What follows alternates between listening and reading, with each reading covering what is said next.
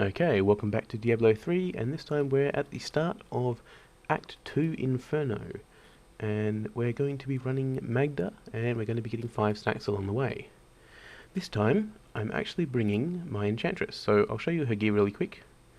Here we've got a level 56 Rare Enchantress Focus, I think that dropped off the Warden for me. A level 54 Neck, I think I bought that. And 2 identical rings, also bought from a vendor.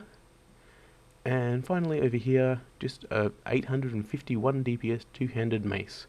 I think that one actually dropped for me off Magda. Her gear is just not outstanding. That should be attainable for just about anyone really. And she's sitting on 4,844 damage. So she'll be coming along, and that's how you get her to that point. As for me, what am I running? Well, obviously a lot of people say in order to do Act 4 you need this many hit points, you need this DPS, you need this build, you need... I've seen anywhere from 500 to 700 resist all. What I'm running is 278 resist all. That's relatively low. That is before the Warcry, which does push it up to 416, but that's still quite low compared to what people say you need.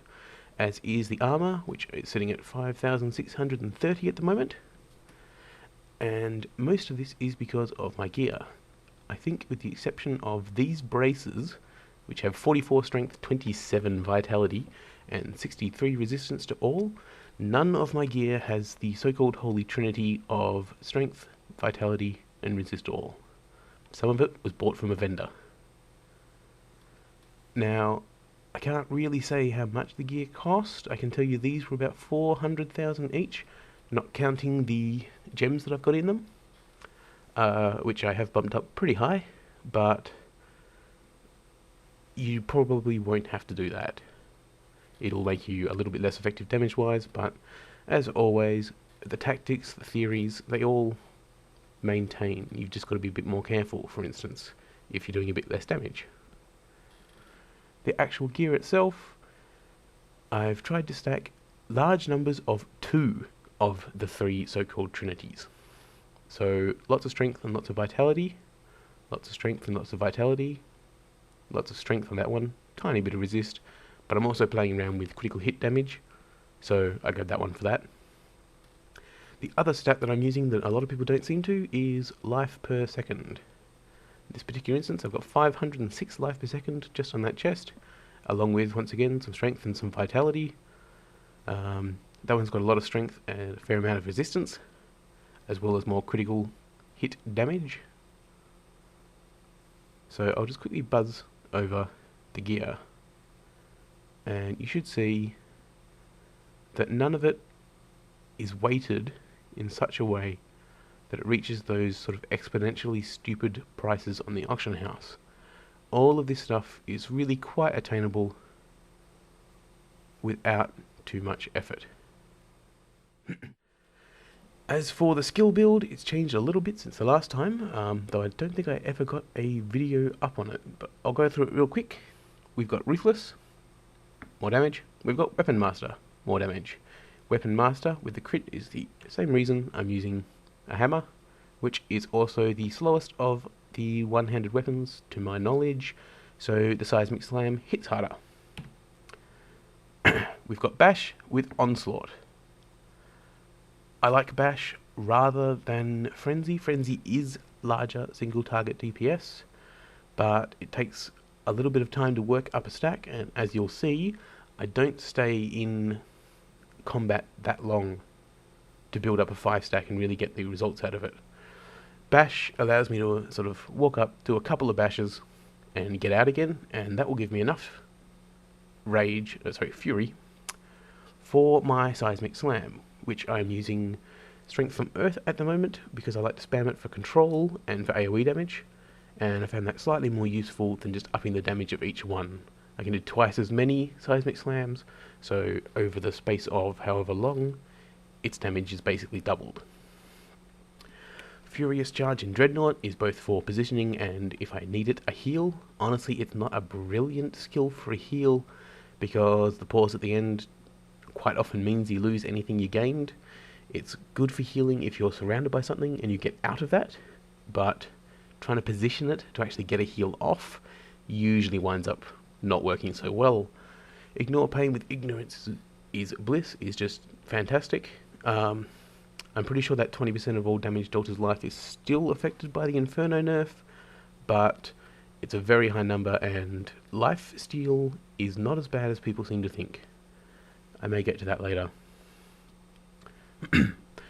Currently, Warcry with impunity. The 50% resistance increase is still good, even though I don't have a lot of resistances. I have toyed with the dodge chance option itself, but I haven't 100% figured out what the dodge works on. Because I'm not using revenge, I don't really get any form of diminished return from dodge. It doesn't matter if dodges don't proc revenge because I'm just not using it. So it's just a nice flat 15% damage reduction, except for the things it doesn't work on. I can tell you for a fact that dodge does work on frozen orbs, but I don't think it works, for instance, on fire chains. So I'm sticking with impunity for the time being. I don't necessarily think it's the best. I don't think any of this is necessarily the best. It's just what I've chosen to match the way that I'm playing. And finally, Wrath of the Berserker with Insanity, which, there we go, is kind of a staple. I like it because I only really ever need a massive DPS boost when I'm fighting something that's a lot rarer. Basically, its use is just for elites, and whilst you get a higher damage bonus over time using something like Battle Rage, I don't need a higher damage bonus most of the time, which again you'll see soon. So this is great because it synergizes really well with Ignore Pain, and you can pop it when you actually need it. So that's what I'm running. I'm dual wielding. The reason I'm dual wielding and not two-hander is because I kept dying due to sort of this weird combination of lag and the slow weapon swing. So I'd walk up, I'd tell it to weapon swing, and I'd click away, and the 0.9 second of the weapon swing combined with the 0.4 second of the lag kept me in there too long. So I've gone with dual wield to get faster fury generation for the seismic slam, and to get in and out a bit quicker. Again, it's not necessarily the best way to go. It's probably less damage overall, and when it comes to that kind of thing, it's just a case of balancing how you want to play it. The rules that people tend to sprout about what you need to do this kind of thing are way off base. So let's get into it and see how way off base. Okay, first things first, let's try out some white mobs. Once you hit Inferno Act 2, you'll notice that even white mobs are hitting quite a lot harder. If you let them surround you, and you just take too many hits in a row, you're really going to feel it. You're also going to feel it if you're stupid, and you take easily avoidable attacks, like that. So just don't let any of that happen. In this particular instance, with this particular build, you can just build up the seismic slams, and take out the majority of the group before they're any form of trouble, and once you're down to one or two, just pick them off. And over here we have the bane of many a barbarian entering Act 2, the wasps. If their bees hit you, they do a hell of a lot of damage. Luckily, if you've got this particular build, there's no real reason for their bees to hit you. Just dodge around them with your charge and just by walking, and then seismic slam the group of them. Don't worry, I do go back and pick up that ring. Alright, Elite Pack number 1. These guys are pretty easy. They've got Waller, they've got Teleporter, they're fast, which does make it a little bit harder to kite them. And they have knockback, which slows you down, making it even harder. Not too bad a combination. They do have a big attack that can do a pretty significant amount of pain, and the Waller can really mess with your seismic slam. It doesn't work properly around it, and neither does your charge at times. In this particular instance, I went to charge around and I just hit the wall and stopped. Almost killed me, but not quite. Just back off for a second, let those health regens tick, put some pain out, You're supposed to dodge those, and this time my charge worked properly, went right around the wall and was fine. All in all, pretty damn easy fight. Nothing there to worry about, except for that slam, which I'm just not even bothering to dodge at this point. 1 stack down, 4 to go. And because I was recording, it took me forever to find something else, until I found the ruins and these guys, who have shielding, jailer, electrified, and reflect damage. Reflect damage isn't too bad, so long as you play it a bit smart. I'm not really taking that much when I'm using the seismic slam, so I can afford to just let those ticks tick their way up. When they do get close, and I do take some damage, it hurts, but once again, you can just back off. You can use the charge to get out of the jailers. You'll have seen that in the Act 1 video. In fact, you'll have seen almost all of this in the Act 1 video, because the tactics haven't really changed. The mobs have gotten a bit harder, and the gears had to get a bit better because of that, but the basic theories are just still there. Mitigate damage, check your positioning, slam them when you can, charge away from combat. I do take a heck of a lot when they do get close, but that's because I'm running those sub 300 resists. It would be easy enough to raise those. That's just what I was running for this particular build, more or less to show that it could be done. Once again, when there's only one left, it's really quite simple. One mob doesn't generally tend to do enough damage to really bother you. It's lots of mobs that are the problem. Stack number 2. Followed by death number 1. I was checking what they were, they vortexed me in, and then boom. That's going to happen every now and then. That's why I play on softcore. So take a quick trip to town to repair and try them again, but this time I know somewhat what to expect. Now, these guys are, in my opinion, the hardest mobs to fight in this act. The melee snake guys. These particular ones have Mortar, Arcane, Vortex, and Vampiric. Vampiric isn't too bad, but the Vortex combined with the Arcane can be a real pig, and they can do ridiculous amounts of damage. So, the Wrath of the Berserker Ignore Pain combo takes one out nice and quickly. Unfortunately, the other ones went invisible, which makes them invulnerable, and I was only able to take out the one, which did make it a little bit less useful than it could have been. My charge failed a bit there, so I took a lot more damage than I'd like, so I just go back into a bit of a kite, wait for that Ignore Pain to come back, and then once it's back I can just turn around, pop it, and use it for life gain, and use my charge to escape after they vortex me into their Arcane. And really that's the name of the game in all situations. Avoid as much damage as possible, put out as much damage as possible without paying for it too badly, and get out of there when you need to. Like there, normally when there's one left I can just stand there and take it, but these guys do so much damage, it's just ridiculous. Still, 1 death, 3 stacks. Carrying on. And more bugs. This time we've got reflect damage, we've got plagued, knockback, and jailer. So, very simple fight really. Pop the Wrath of the Berserker, get as much damage out as you possibly can, then just mitigate as much damage as you can, and throw damage out when you think it's going to be safe. Save your charge, hopefully for when you get jailed, and that should do it. And once again, once you get them down to 1 left, you can pretty much just beat on them.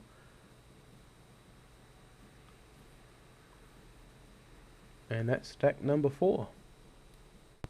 Now, normally when I get 4 stacks, I'll head straight to Magda, because there's pretty much always an elite mob in the first part of Arcanus, but then I saw a treasure goblin, and I got what I like to call treasure goblin blindness, which is where you charge in, stupidly, and wind up missing the treasure golem and having 8,000 guys on your ass. In this case, that includes stack number 5, more goddamned bugs. These guys are slightly more difficult than the other bugs because they did come with Nightmare, as well as Plagued, Vampiric, and Frozen. The plague itself doesn't do enough damage that I really need to worry about not running through it. I just have to make sure I don't stand in it. Though, honestly, I'm not sure why I kited these around for quite so long. I was probably waiting for Ignore Pain to come back. Yeah, there we go. Not the most elegant of fights, but whatever works. That's 5 stacks. Now, because I was already on level 2 of the ruins, I stuck around and ran into these guys. I knew these guys were going to be trouble as soon as I pulled them.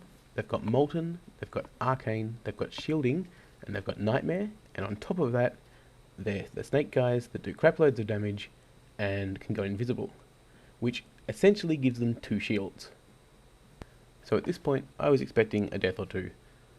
The best I could do is try and get as much damage in whilst I could. See, at the moment I can't, and they come out and they've got shields, so I can't, and then I'm nightmared, so I can't, and then I'm nightmared again. And then of course they do so much damage that if they actually get a couple of hits in, well, that happens. And I'm just about dead.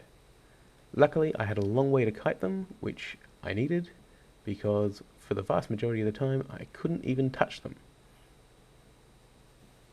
Got a bit low there, and charged like an absolute idiot. Entirely my own fault, I ate a death. Now oddly enough, that's one of 2 deaths I'm going to face, and both of them were just entirely my own stupid fault. So I actually managed to go these guys much better than I thought I would. It's just I think I was so freaked out by the prospect of fighting them that I played like a moron. So here I take out the last of the ads, which should have meant it was nice and simple from here on. That guy doesn't really have too much to worry about as long as I'm not stupid and run in the Molten or get hit by too many of the Arcanes. His little jazz hands doesn't really do too much damage, though there's no point in standing in it, obviously, when he's shielded. And really, all I have to do is play it smart, and I'd be fine. Which, of course, means I sort of played it dumb. Now, due to the shielding and the constant repositioning, the fight did take a while, so I'll speed this little bit up here. And we should be coming out of it just about now. And for some reason I decided to try and race him. It was never a race I was going to win, and I took another death for no reason at all. So pop back up, play it smarter, continue the dance, and there we go. So carrying on to Magda, I'll throw this bit in fast forward. There is a bit of a fight coming up with some of those hell beasts. They've got Plague, they've got Illusionist, some other stuff. Not really a problem, to be quite honest. Illusionist is incredibly easy to handle with this particular build. They can't box you in as long as you've got charge, and then you can just take them all out with a couple of good seismic slams. And then just beat them on down and carry on. Now, generally when I do a Magda run, I literally do a Magda run, which means once I get past this bottom bit, I just book it. Charge through, just get to the checkpoint. That might not be the wisest idea if you tend to die on Magda, because you may res up in the middle of them, get a lag spike and take a second death, but I've never actually died on Magda, so far it hasn't been a problem. Magda herself, really quite simple, just burn her through her phases, seismic slam when these guys come out, and rinse and repeat. She brings out more of those ads each time, so I tend to save my Wrath of the Berserker till she's down to about half-life, and usually try and burn through those last 2 phases with the damage bonus active. In this particular instance, I screw up a couple of times. I almost died there, though she's pretty easy to just back off from and let those life regens tick. These guys aren't too much of a problem, but I had to chase them for a bit, so it took me a bit longer to fight them. Normally I can get her down to the next phase, and I've still got Wrath of the Berserker up when they pop. In this case it just ran out, so it took me slightly longer and was slightly more dangerous than it should have been, but not enough to cause any hassles, and there she goes. And there you go. That's a start to Act 2. It's not having it on farm, at least it's not having Magda on farm, not quite, but it's not too far off either, and it's not the impassable sort of wall that you've got to throw money at that a lot of people seem to think it is. You don't need the ridiculous numbers people are sprouting. You don't need 5 to 700 resist all unbuffed to get started on the Act. You'll be able to get Magda, at the very least, to farm long before that happens. Cool and Belial, bit of a different case. I still don't think you'll need 700. I've done it with about 400, and I can do that pretty safely. But at least getting into Magda and maybe out of Butcher runs, you can do it with a lot less gear than you might think. And more importantly, in my case, you can do it with a lot more variety than people claim, and you can do it having a lot more fun than people claim. If you really enjoy the Sword and Board Revenge spec, that's absolutely fine. I actually used a Sword and Board throughout the entirety of normal, and really quite enjoyed the playstyle. It's just that once you started needing to stack those defense and you just had Revenge, it just got incredibly boring for me, and with my lag, it also got really quite dangerous. Revenge is not very good when it takes half a second for the game to realise you've even pushed the button. Generally speaking, when I push Revenge, I need it to go off, not in a little while.